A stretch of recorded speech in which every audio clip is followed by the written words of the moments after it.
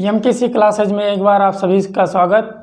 मेरे प्रिय विद्यार्थी, आज का जो अपना टॉपिक है वो है AC theory. AC theory, AC क्या होता है? एसी का पूरा नाम है अल्टरनेटिंग करंट।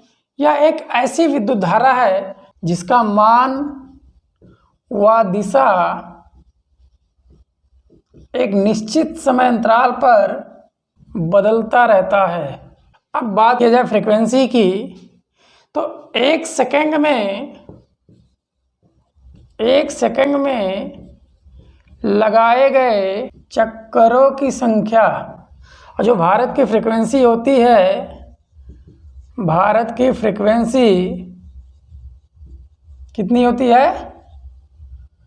50 Hz, 50 हर्ट्ज या 50 सर्किल पर सेकेंड।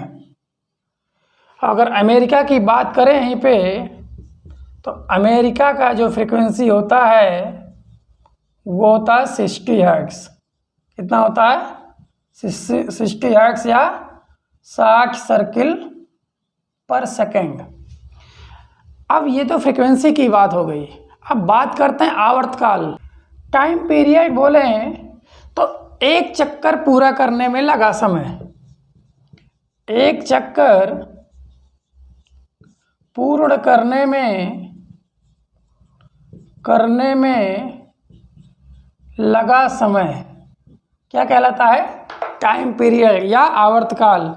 जो फ्रीक्वेंसी का उल्टा होता है, जो फ्रीक्वेंसी का उल्टा होता है, या तो F बराबर 1/T लिखो या T बराबर 1/F।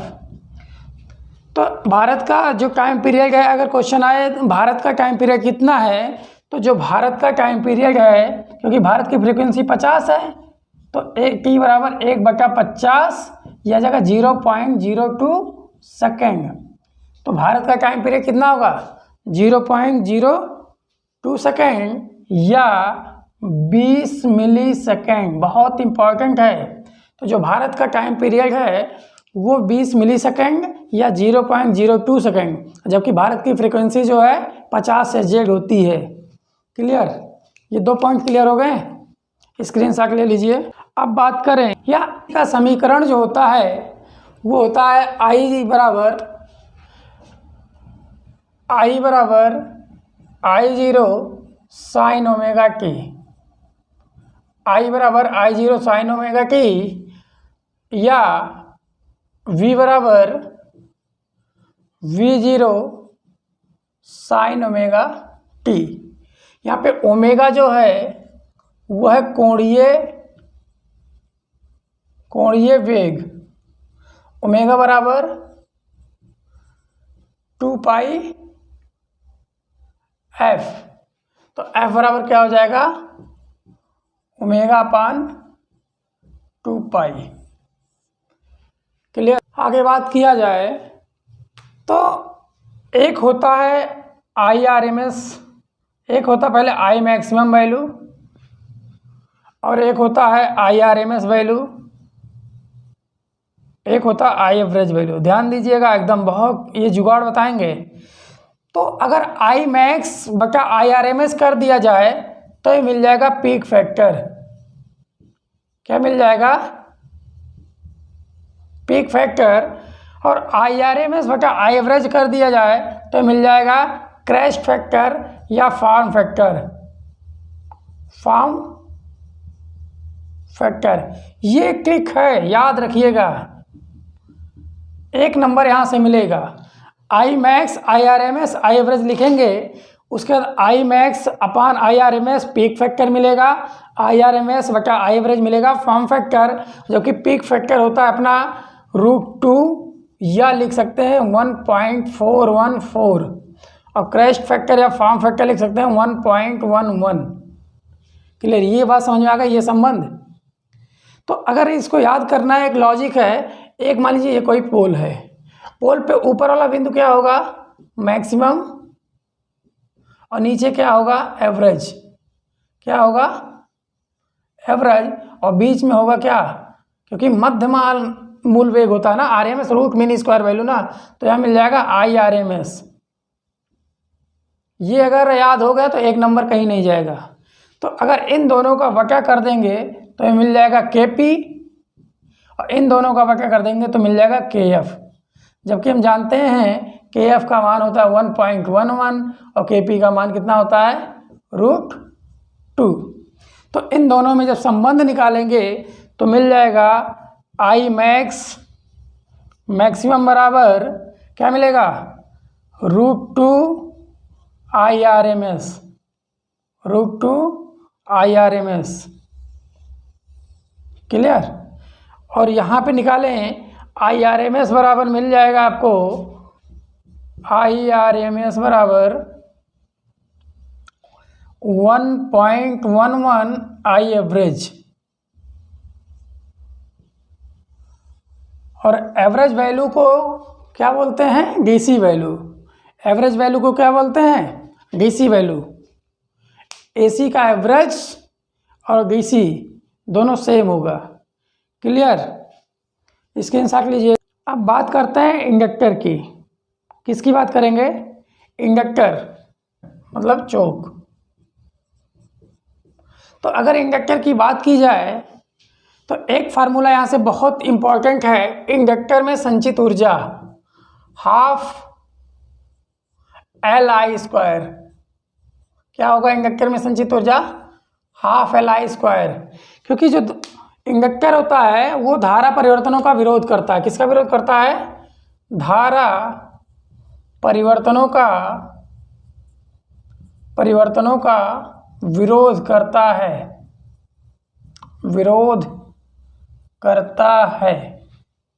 यहाँ से एक या तो डायरेक्ट फार्मूला या डायरेक्ट ये फार्मूला या इस पे एक न्यूमेरिकल एक नंबर यहाँ से मिलेगा पक्का। एक नंबर का क्वेश्चन बन जाएगा। या तो डायरेक्ट फार्मूला दे दे या डायरेक्ट पूछ ले कि इंडक्टर में संचित ऊर्जा का फार्मूला क्या है, या इस पे एक न्यूमेरिकल पूछ ले। अब बात करते हैं कैपेसिटर की। कैपेसिटर की बात करें तो कैपेसिटर में संचित ऊर्जा, जो कैपेसिटर में संचित ऊर्जा होगी वो E बराबर होगी हाफ CV²। क्या होगा E बराबर हाफ CV²। ये करता है वोल्टेज परिवर्तनों का विरोध करता है। ये क्या करता है वोल्टेज परिवर्तनों का विरोध करता है, वोल्टेज परिवर्तनों का विरोध करता है। ये कैपेसिटर में E बराबर हाफ CV² संचित ऊर्जा होगा, जबकि इंडक्टर में E बराबर हाफ LI² होगा। और इंडक्टर में धारा परिवर्तनों का विरोध करता है, जबकि कैपेसिटर में वोल्टेज परिवर्तनों का विरोध करता है। और याद करने का जुगाड़, अगर यहाँ V² है तो वोल्टेज परिवर्तन का विरोध कर रहा है, यहाँ पे I² है इसलिए धारा परिवर्तन का विरोध कर रहा है।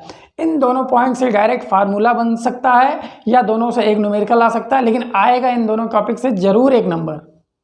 एक नंबर यहीं लिख के दे दें कि इन दोनों टॉपिक से एक नंबर जरूर मिलेगा, कोई नहीं काट सकता। एक नंबर श्योर है, 100% एक नंबर यहाँ से मिलेगा। क्लियर। स्क्रीनशॉट ले लीजिए। आइए अब आगे देखते हैं प्योर रेजिस्टिव सर्किट। हम लोग पढ़ेंगे अगला point pure resistive circuit. Resistive circuit, pure resistive circuit के बारे में अगर पढ़ें तो प्योर रेजिस्टिव सर्किट मतलब सिर्फ और सिर्फ क्या जुड़ा रहेगा रेजिस्टेंस जुड़ा रहेगा। क्या जुड़ा रहेगा रेजिस्टेंस जुड़ा रहेगा। तो यहाँ पे हो सकता है अपना R बराबर Z लिख सकते कि नहीं, R बराबर Z। तो इस सर्किट के ये जो सर्किट है ये एज ए DC सर्किट की तरह व्यवहार करेगा, एज ए DC सर्किट। और यही ओम्स लॉ काम करेंगे, यहीं पे क्या काम करेगा ओम्स लॉ। इसलिए कहा जाता है कि ओम्स लॉ AC और DC दोनों पर कार्य करता है। ओम्स लॉ AC और DC पे दोनों पे कार्य करता है। यही है प्योर रेजिस्टिव सर्किट में। अब बात करें यहाँ पे प्योर रेजिस्टिव सर्किट की, तो केवल इस सर्किट में क्या है केवल और केवल रेजिस्टेंस जुड़ा है। तो इसलिए I और V क्या होंगे इन फेज होंगे। क्या होंगे, आई और वी इन फेज होंगे। इसका जो फेजर डायग्राम बनेगा इस तरीके से बनेगा, फेजर डायग्राम इस तरीके से बनेगा। और वी और आई के बीच में जो एंगल बनेगा वो कितना होगा, 0 डिग्री। कितना बनेगा, 0 डिग्री। चूंकि आर बराबर जेड है इसलिए पावर फैक्टर क्या होगा, cos फाइव बराबर आर बाई जेड, और आर बराबर जेड है इसलिए इसको हम लिख सकते हैं cos फाइव बराबर आर अपान आर, और कट गया, मिल गया क्या, 1 मिल गया। और cos फाइव बराबर 1 मान होता है cos जीरो का, इसलिए फाइव बराबर क्या मिल गया, 0 डिग्री। इसलिए बोला गया ये दोनों आई और वी क्या होते हैं, इन फेज। आई और वी क्या होते हैं, इन फेज। तो प्योर रेजिस्टिव सर्किट में वोल्टेज और धारा किस में होते हैं, इन फेज में होते हैं। और यहाँ पे अगर आई निकाला जाए तो आई बराबर क्या होगा, ई बाई आर। धारा निकालने के लिए जो फार्मूला बनेगा वो आई बराबर क्या होगा, ई बाई आर, और पावर जो मिलेगा वो आपको मिलेगा पी बराबर वी इंटू आई। पावर क्या मिलेगा, पी बराबर वी इंटू आई। क्यों, क्योंकि ये सिर्फ रेजिस्टेंस है और एज ए डीसी सर्किट की तरह व्यवहार कर रहा है, इसलिए इसमें क्या, ओम्स लॉ लागू होगा। इसलिए सारी गणनाएं जो होंगी ओम के नियम के अनुसार होंगी। कहाँ पे, प्योर रेजिस्टिव सर्किट में। यहाँ पे 2 पॉइंट अगर लिखा जाए तो जेड बराबर आर नोट लिखा जा सकता है कि प्योर रेजिस्टिव सर्किट का जो पावर फैक्टर होता है वो यूनिट होता है। पावर फैक्टर क्या होता है, यूनिट होता है। पावर फैक्टर यूनिट होता है। और पावर क्या होगा, पावर जो होगा वो V इंटू आई होगा। पावर क्या होगा, V इंटू आई होगा। यह है प्योर रेजिस्टिव सर्किट। स्क्रीनशॉट ले लीजिए। इंडक्टेंस क्या होता है, इंडक्टेंस की गणना जो करते हैं, इंडक्टेंस मतलब ये क्या करेगा, धारा परिवर्तन का विरोध करेगा, धारा परिवर्तनों का विरोध करेगा। जो इंडक्टेंस की गणना करेंगे, यल बराबर एन फाई अपान एन इंटू फाई अपान क्या, आई। तो इंडक्टर की जो गणना करना है वो यल बराबर एन इंटू फाई अपान आई। फाई है यहाँ पे चुंबकीय फ्लक्स, कुंडली में से गुजरने वाला, और एन है नंबर ऑफ टर्न की संख्या। ये तो है अपना इंडक्टेंस। एक हेनरी बराबर 1 वोल्ट बटा 1 कूलाम, 1 वोल्ट बटा 1 कूलाम। अब अगर देखें तो इंडक्टेंस जो होता है ये 2 प्रकार से होता है। एक होता है सेल्फ इंडक्टेंस और एक होता है म्यूचुअल इंडक्शन। एक होता है म्यूचुअल। तो सेल्फ में जो उत्पन्न ईएमएफ है या सेल्फ में इंडक्टेंस जो होगा वो एल बराबर minus E D I upon D T, ये हो गया सेल्फ में। और म्यूचुअल की बात करें तो एम बराबर के इंटू L1 इंटू L2 किस में, अंडर रूट में। तो यहाँ पे के जो होगा वो क्या होगा, कपलिंग गुणांक। के क्या होगा, कपलिंग गुणांक। यहाँ से एक न्यूमेरिकल जरूर बनेगा। ये एम बराबर के under root L1 L2। L1 क्या है, पहली कुंडली का इंडक्टेंस, और L2 क्या है, दूसरी कुंडली का इंडक्टेंस। तो इसलिए इंडक्टेंस यहाँ पे 2 प्रकार के हुए, एक सेल्फ और एक म्यूचुअल। सेल्फ में एल बराबर minus E D B I upon D T, धारा परिवर्तन की दर। और म्यूचुअल में एम बराबर के under root L1 into L2। के क्या है अपना, कपलिंग गुणांक। इतना बात समझ में आ गया। अब बात करते हैं, अगर इंडक्टर को हम लोग, इंडक्टर का ग्रुपिंग ऑफ इंडक्टर। तो ग्रुपिंग ऑफ इंडक्टर यदि हम सीरीज में जोड़ते हैं, एज ए इसको कह सकते हैं कि grouping of inductor same as a resistance. तो grouping of inductor same as resistance. जिस तरीके से हम जिस तरीके से हम रेजिस्टेंस को जोड़ते हैं, सेम उसी तरीके से इंडक्टर को भी जोड़ा जा सकता है। लेकिन इन दोनों की तुलना में आप कैपेसिटर को इसके अपोजिट जोड़ा जा सकता है। कैपेसिटर इन दोनों के अपोजिट जोड़ा जाता है। क्लियर। अब बात करते हैं प्योर इंडक्टिव सर्किट की। प्योर इंडक्टिव सर्किट किसकी बात करते हैं? प्योर इंडक्टिव सर्किट की। प्योर इंडक्टिव में सिर्फ और सिर्फ क्या लगा रहेगा? अपना इंडक्टर लगा होगा। क्या लगा होगा? इंडक्टर। तो यहाँ पे तो इसमें क्या होगा? R बराबर 0, इसलिए R बराबर 0 होगा तो cos फाई क्या होगा? cos phi R by Z, R बराबर 0 बाई जेड, तो बराबर मिल जाएगा 0। तो cos फाई बराबर cos 90 डिग्री। cos क्या? cos को लिख सकते हैं आप 90 डिग्री, इसलिए जो फाई बनेगा, जो एंगल बनेगा, कितना बनेगा? 90 डिग्री। इसलिए जो फेजर डायग्राम बनेगा इसका, फेजर डायग्राम बनाएं तो कुछ इस तरीके से बनेगा। ये होगा V और ये होगा I, बीच में कितना बनेगा? 90 डिग्री। बीच में कितना? 90 डिग्री। मतलब प्योर इंडक्टिव सर्किट में जो वोल्टेज है वो हमेशा आगे रहेगा, मतलब धारा वहाँ पे क्या करेगा? लैग करेगा। लैग मतलब पीछे रहना। लैग मतलब पीछे रहना। तो जो धारा है वोल्टेज से हमेशा 90 डिग्री क्या करेगा? लैग करेगा। कहाँ पे? प्योर इंडक्टिव सर्किट में। अब पावर की बात करें, पावर की बात करें, पावर P बराबर क्या होगा? VI इंटू कॉस फाई, और कॉस फाई क्या मिल रहा है? आपको 0 मिल रहा है, इसलिए पावर व्यय क्या होगा? शुद्ध इंडक्टिव सर्किट में पावर व्यय क्या होगा? शून्य होगा। मतलब प्योर इंडक्टिव सर्किट में पावर व्यय जो होगा, पावर लॉस, पावर लॉस क्या होगा? 0। क्या होगा? Power loss 0। और पावर फैक्टर क्या होगा? पावर फैक्टर भी क्या होगा? शून्य। पावर फैक्टर भी क्या होगा? शून्य। लेकिन 90 डिग्री क्या करेगा?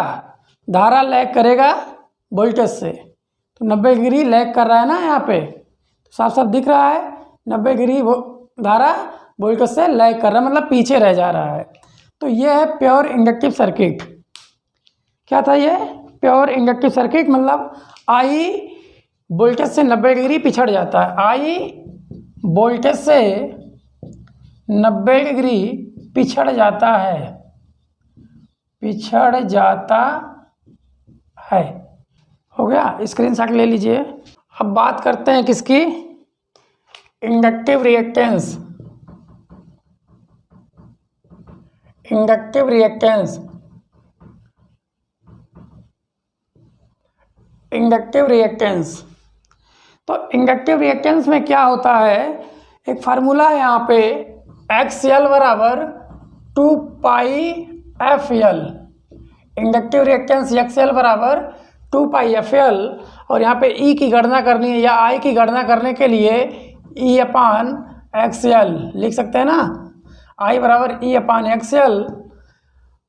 अब बात करें यहाँ पे XL जो है वो सीधा समानुपाती है F के। XL सीधा समानुपाती है F के, मतलब अगर F का मान बढ़ेगा तो XL का मान बढ़ेगा, लेकिन जब XL का मान बढ़ेगा तो I का मान क्या होगा? घटेगा। ये नोट कर लीजिएगा, बहुत ही इम्पोर्टेंट है। फ्रीक्वेंसी का मान बढ़ने पे XL का मान बढ़ेगा, लेकिन धारा क्या होगी? घटेगी। और धारा घटने के साथ साथ जो चालकता होगी ये भी घटेगी। इसकी चालकता क्या होगी? घटेगी। यह है आपका इंडक्टिव रिएक्टेंस। अब बात करते हैं कैपेसिटिव रिएक्टेंस की। कैपेसिटिव रिएक्टेंस, कैपेसिटिव रिएक्टेंस की बात करें तो इसका जो फार्मूला होता है XC बराबर 1/2 पाई FC। 1/2 पाई FC मतलब XC समानुपाते 1/F। XC समानुपाते 1/F मतलब अगर फ्रीक्वेंसी का मान बढ़ा दिया जाए तो एक्स सी का मान घट जाएगा और एक्स सी का मान घटने से आई का मान बढ़ जाएगा और आई का मान बढ़ने से चालकता भी क्या होगी, बढ़ जाएगी। बहुत इम्पोर्टेंट है ये लाइन। और यहाँ पे ई बराबर होगा, सॉरी आई बराबर लिख सकते हैं, आई बराबर वी अपन या इस तरह के लिखे, आई बराबर ई अपान एक्स सी। क्लियर, आई बराबर ई अपान एक्स सी। और फिर हम बता रहे हैं कि ये जो दोनों टॉपिक है, इंडक्टिव रिएक्टेंस और कैपेसिटिव रिएक्टेंस, यहाँ से भी 1 नंबर आना 100% गारंटी है। इन दोनों टॉपिक से 1 नंबर आएगा, हो सकता है न्यूमेरिकल दे दे, हो सकता है संबंध दे दे, दोनों में से कोई भी पॉइंट आएगा जरूर। बात समझ में आ गया? ये दोनों पॉइंट में से कोई ना कोई टॉपिक एग्जाम में टच करेगा, जिसे आप आसानी से सॉल्व कर लीजिएगा। क्लियर। अब बात करते हैं, स्क्रीनशॉट ले लीजिएगा, प्योर कैपेसिटिव सर्किट।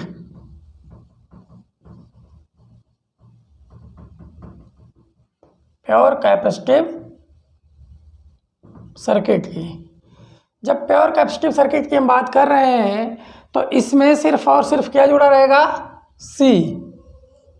क्या जुड़ा रहेगा, सी। आर बराबर क्या होगा, 0। आर बराबर 0 होगा तो हम देखें कॉस फाई बराबर क्या होता है अपना, आर बाई जेड। आर बराबर 0 तो 0 बाई जेड बराबर क्या होगा, 0। और जब 0 हो गया तो कॉस फाई बराबर कॉस 90 डिग्री, तो फाई बराबर क्या मिल गया अपना, 90 डिग्री। फाई बराबर 90 डिग्री हो गया तो यहाँ पे जो फेजर डायग्राम बनेगा वो इस तरीके से बनेगा। वी से आई जो है 90 डिग्री क्या करेगा, लीड करेगा। क्या करेगा, वी से आई 90 डिग्री लीड करेगा। अब यहाँ पे हम पावर देखें, पावर वे, पावर लॉस P बराबर वी आई कॉस फाई होता है, तो इसलिए P बराबर V इंटू आई इंटू 0। तो जो पावर वे होगा क्या होगा, 0 होगा। तो प्योर कैपेसिटिव सर्किट में पावर वे क्या होगा अपना, 0 होगा। प्योर कैपेसिटिव सर्किट में पावर वे 0 होगा, पावर फैक्टर भी 0 होगा। पावर फैक्टर क्या होगा, 0 होगा। पावर फैक्टर क्या होगा, 0 होगा। और पावर वे क्या होगा, 0 होगा। स्क्रीनशॉट लीजिएगा। ये है प्योर कैपेसिटिव सर्किट। क्या है ये, प्योर कैपेसिटिव सर्किट। और इसमें एक फार्मूला और लिखें तो लिख सकते हैं, 1 फैरेड बराबर 1 कूलाम प्रति 1 वोल्ट। ये भी इंपॉर्टेंट है। 1 फैरेड बराबर 1 कूलाम प्रति 1 वोल्ट, मतलब 1 फैरेड बराबर 1 कूलाम। ये भी इंपॉर्टेंट है, बहुत इंपॉर्टेंट है, मोस्ट इंपॉर्टेंट। 1 फैरेड बराबर 1 कूलाम प्रति 1 वोल्ट। क्लियर, ये हो गया क्लियर ना। अब एक्ससी की बात भी हो गई। अब इम्पीडेंस की बात करेंगे, स्क्रीनशॉट ले लीजिएगा। इम्पीडेंस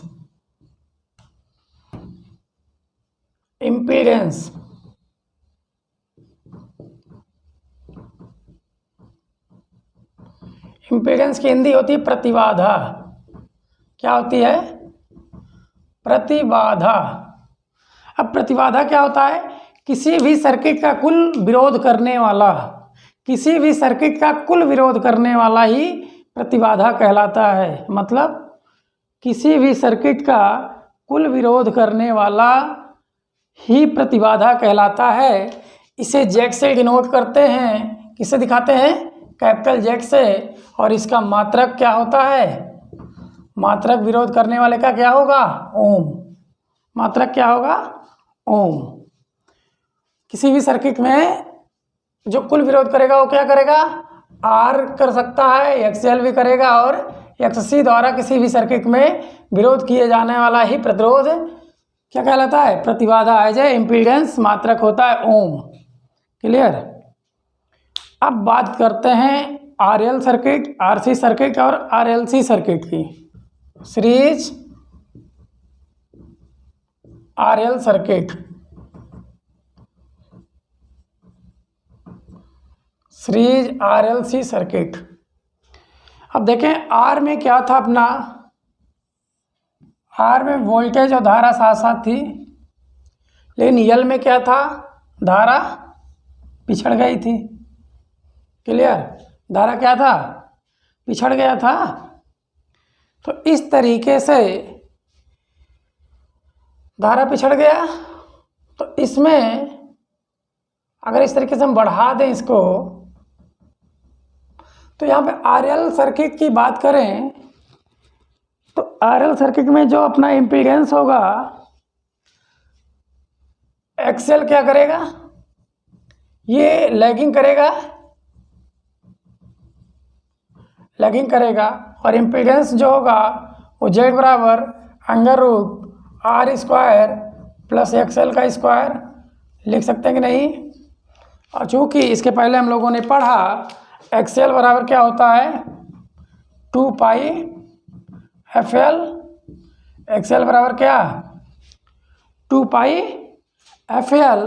और यहाँ लिख सकते हैं वी आर बराबर, यहाँ से लिख सकते हैं वी आर है और ये वी एल है, तो ये जो बनेगा वो मिलेगा voltage V R square plus V L square, किसके बराबर, किसके बराबर मिलेगा, वी जेड स्क्वायर बराबर, किसके बराबर मिलेगा, वी जेड स्क्वायर बराबर। मतलब अगर इस तरीके से बनाएं, एक आर बना दें और एक यल बना दें, तो यहाँ पे जो वी आर मिलेगा और ये वी एल मिलेगा, तो वी टी बराबर क्या मिल जाएगा अपने आप को, वी टी स्क्वायर बराबर V R square plus V L square मिल जाएगा। तो यहाँ के सॉल्व करने के बाद आपको इम्पीडेंस मिल जाएगा, तो एक्स एल बराबर 2 पाई एफ एल मिल गया। और यहाँ से जब आई निकालना होगा तो आई बराबर वी अपान क्या होगा, एक्स एल, आई बराबर V upon X L. Cos phi अगर निकालें तो ये आर वाई जेड मिल जाएगा। और इसका अगर क्यू फैक्टर निकालें, क्यू फैक्टर क्या मिलेगा अपने आप को, क्यू फैक्टर मिलेगा जेड वाई आर, क्योंकि ये पावर फैक्टर का क्या उल्टा है, उल्टा होता है, power factor R by Z होगा तो क्यू फैक्टर बराबर जेड वाई आर हो जाएगा। और एक क्वेश्चन बहुत इंपॉर्टेंट बनता है कि आरएल सर्किट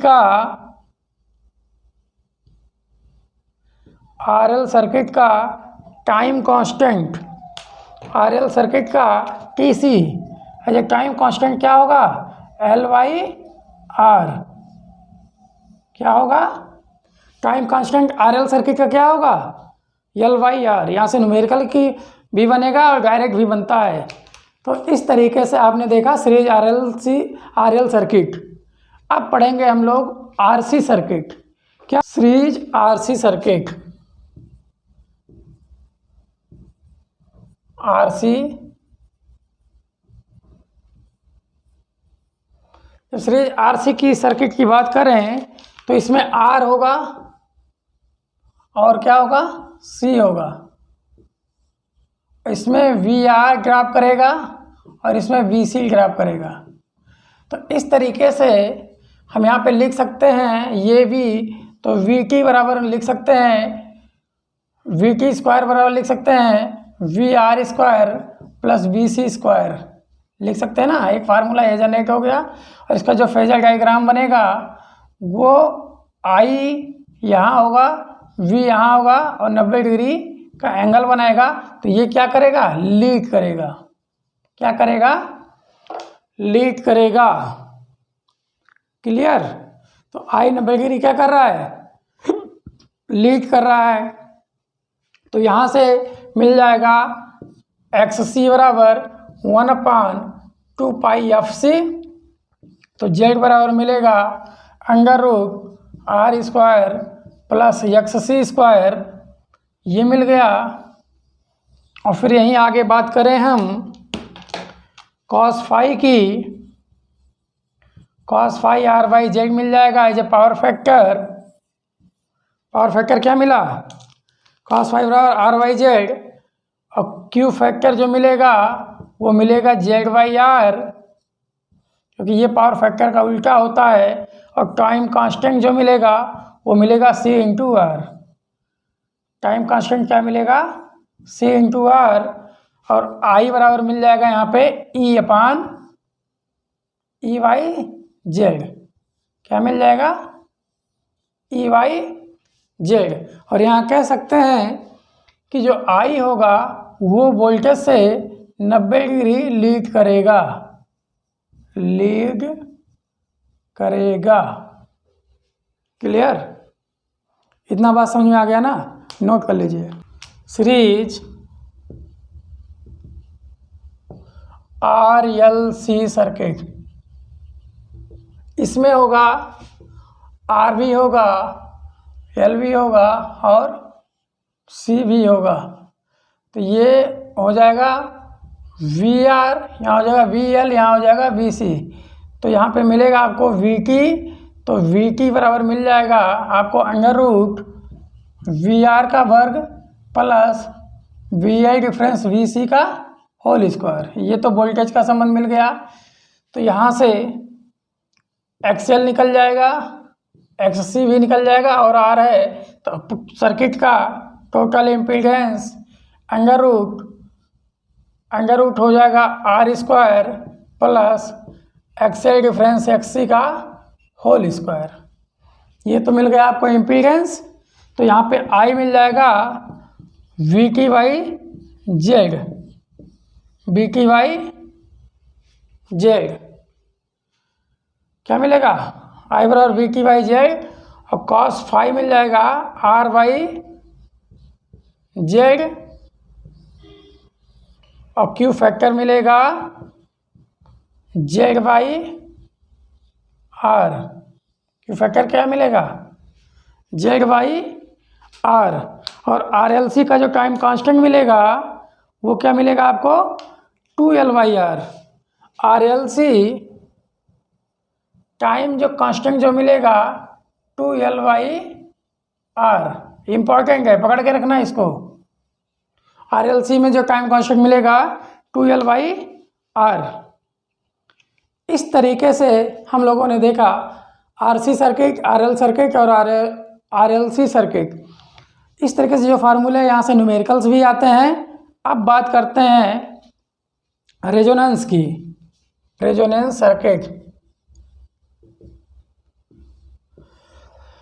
तो रेजोनेंस की बात करें तो उसमें क्या होगा? XL बराबर XC, ये कंडीशन है। XL बराबर XC होगा तो ये बोला जाएगा रेजोनेंस। क्या बोला जाएगा? XL बराबर XC होने पे क्या बोला जाएगा? रेजोनेंस। XL बराबर होता है 2 पाई एफ एल और XC बराबर होता है 1/2 पाई एफ सी। तो यहाँ से इधर लाओ, एफ स्क्वायर हो जाएगा, यहाँ पे आएगा 1/2 पाई का वर्ग इंटू एल इंटू सी। तो यहाँ से F बराबर क्या मिल जाएगा? F बराबर मिल जाएगा आपको 1/2 pi under root L C. बहुत इंपॉर्टेंट है, सीधा सीधा पूछ लेता है कि रेजोनेंस फ्रीक्वेंसी का फार्मूला है या XL बराबर XC होगा तो रेजोनेंस फ्रीक्वेंसी का फार्मूला क्या होगा। अब 2-3 शर्तें हैं, 2-3 कंडीशंस हैं। पहला कंडीशन है जब XL बड़ा होगा XC से, दूसरा XL छोटा होगा XC से, और तीसरा एक संबंध बन रहा है यहाँ पे, अगर XL बराबर XC हो। ध्यान दीजिएगा, यहाँ से एक क्वेश्चन बनना तय है, यहाँ से एक क्वेश्चन बनना तय है। अगर XL बड़ा है XC से तो क्या करेगा? लैग करेगा। क्या करेगा? लैगिंग। इस तरीके से बनेगा ना, ये भी होगा और ये आई होगा, ये लगभग 90 डिग्री। और जब XL छोटा है XC से तो क्या करेगा? लीड करेगा, लीडिंग। तो इस यहाँ पे इस तरीके से सिंबल बनेगा, ये आई होगा, ये भी होगा, ये कितना बनेगा? 90 डिग्री। और जब XL बराबर XC होगा तो ये रेजोनेंस सर्किट होगा। क्या होगा? रेजोनेंस सर्किट, XL बराबर XC कंडीशन। तो इस तरीके से एक क्वेश्चन देता है, पूछता है इनमें से रेजोनेंस का संबंध कौन है, तो रेजोनेंस का संबंध जो होगा वो XL बराबर XC होगा। तो इस तरीके से अपना AC थ्योरी लगभग क्लियर हुआ। AC थ्योरी के जो एक 60 रिवीजन था, 60 रिवीजन हो गया। इसी के साथ अगर जिंदा हो तो जिंदा रहना ज़रूरी है। अगर आपको जीवन में कुछ करना है तो आपको मेहनत करना पड़ेगा, और मेहनत करना है सही दिशा और सही डायरेक्शन में करना पड़ेगा, तभी आपका सफल होंगे, तभी आपको सफलता मिलेगी। और असफल होने से मत घबराइए, असफलता ही सफलता का एक कुंजी है। इसी के साथ इस चैनल को लाइक करें, सब्सक्राइब करें, शेयर करना ना भूलें, साथ में बेल आइकन ज़रूर दबाएं जिससे हमारा नोटिफिकेशन आपको मिलता रहे और आप एक एक नंबर इकट्ठा करके UPPCL में फाइनल जगह अपना बना सकें। थैंक यू, धन्यवाद।